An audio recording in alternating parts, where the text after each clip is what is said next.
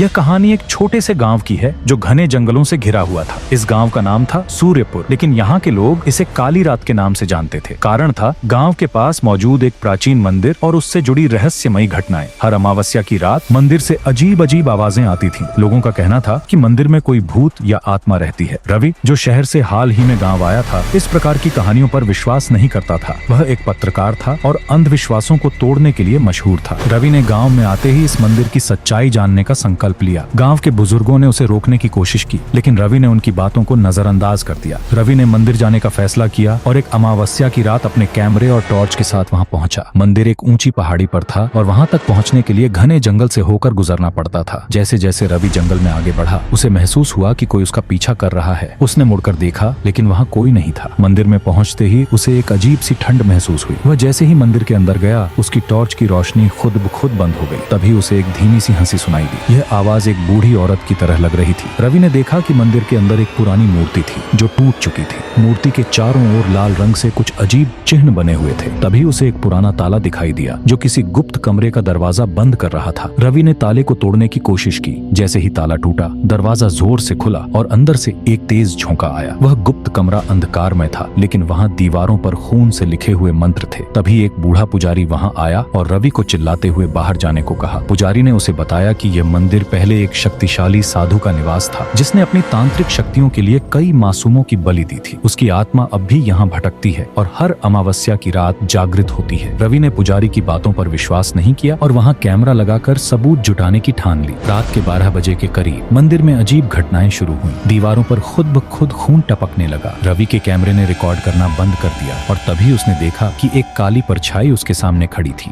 वह परछाई धीरे धीरे एक औरत का रूप लेने लगी। उसकी आंखें जलती हुई अंगारों जैसी थीं। वह औरत चिल्लाई, तुम यहाँ क्यों आए हो? यह स्थान तुम्हारे लिए नहीं है। अब तुम्हें इसकी सजा मिलेगी। रवि डर से कांपने लगा। उसने वहाँ से भागने की कोशिश की, लेकिन उसके पैर जैसे जमीन से चिपक गए थे। तभी एक तेज आवाज के साथ कमरे की छत गिरने लगी। पुजारी ने किसी तरह रवि को बचाया और उसे बाहर ले आया। अगले दिन रवि ने गाँव वालों से इस मंदिर और काली रात की सच्चाई पूछी। गांव के एक बुजुर्ग ने बताया कि यह मंदिर श्रापित है। उस साधु ने मरने से पहले श्राप दिया था कि जो भी यहाँ आएगा वह अपनी जान से हाथ धो बैठेगा। रवि ने अपनी रिपोर्ट में यह सब लिखा, लेकिन उसने गांव वालों से वादा किया कि वह इस मंदिर के रहस्य को कभी उजागर नहीं करेगा। रवि ने सीखा कि हर रहस्य को उजागर करना सही नहीं होता, क्योंकि कुछ सवालों के जवाब खतरनाक हो सकते हैं। इस घटना के बाद रवि ने गाँव छोड़ दिया, लेकिन उसकी रातों की नींद हमेशा के लिए उड़ गई। गाँव छोड़ने के बाद भी रवि के मन से मंदिर की घटनाएं नहीं निकल पा रही थी। उसे रातों को डरावने सपने आते थे। सपनों में वही काली परछाई उसे घूरती थी और कहती थी, तुमने मेरी शांति भंग की है, वापस आओ।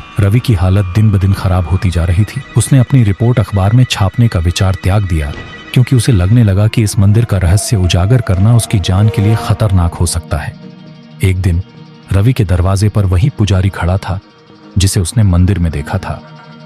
पुजारी ने उसे चेतावनी दी, तुमने मंदिर में कदम रखकर वहां की नकारात्मक शक्तियों को जागृत कर दिया है।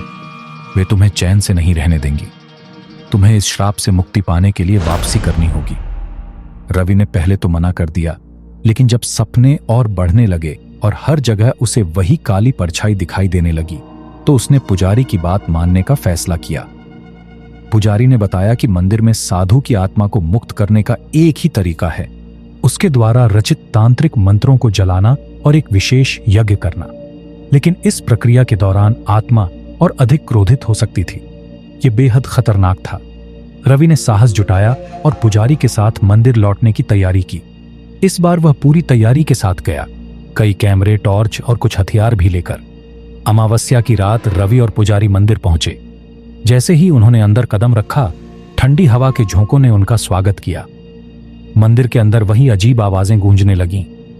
रवि ने देखा कि दीवारों पर खून से बने चिन्ह अब और गहरे हो गए थे। पुजारी ने जल्दी से यज्ञ शुरू किया। जैसे ही मंत्रोच्चारण शुरू हुआ, मंदिर के अंदर तेज हवाएं चलने लगी। चारों ओर अंधेरा छा गया और तभी एक जोरदार चीख सुनाई दी। वह चीख साधु की आत्मा की थी। साधु की आत्मा ने एक भयानक रूप ले लिया। वह अब एक काले धुएं की तरह पूरे मंदिर में फैल चुकी थी। उसने चिल्लाकर कहा, मुझे रोकोगे? तुम दोनों मुझसे बच नहीं सकते। रवि ने हिम्मत करके आत्मा की ओर कैमरे का लेंस घुमाया। आश्चर्यजनक रूप से कैमरे की रोशनी से आत्मा थोड़ी कमजोर पड़ने लगी। पुजारी ने इस मौके का फायदा उठाया और यज्ञ में पवित्र अग्नि में तांत्रिक मंत्रों को डाल दिया। साधु की आत्मा ने एक आखिरी बार जोरदार चीख मारी और धीरे धीरे धुएं में विलीन हो गई। मंदिर के अंदर एक अद्भुत शांति छा गई। यज्ञ समाप्त होने के बाद पुजारी ने रवि से कहा, अब यह मंदिर सुरक्षित है, लेकिन इसे हमेशा के लिए बंद कर देना होगा ताकि कोई और यहाँ कदम न रखे। गाँव वालों ने मंदिर को बंद कर दिया और वहां जाने पर पाबंदी लगा दी। मंदिर की इस घटना के बाद रवि की जिंदगी बदल गई। अब उसे सपने नहीं आते थे और वह अपने काम में लौट गया। लेकिन उसने एक कसम खाई, कभी किसी रहस्य को चुनौती नहीं देगा, क्योंकि कुछ चीजें इंसानी समझ से परे होती हैं। यह कहानी हमें सिखाती है कि कुछ रहस्यों को छेड़ना नहीं चाहिए। काली रात सिर्फ एक डरावनी घटना नहीं थी, बल्कि यह सिखाती है कि प्रकृति और अज्ञात के साथ तालमेल बनाए रखना ही सबसे सही रास्ता है।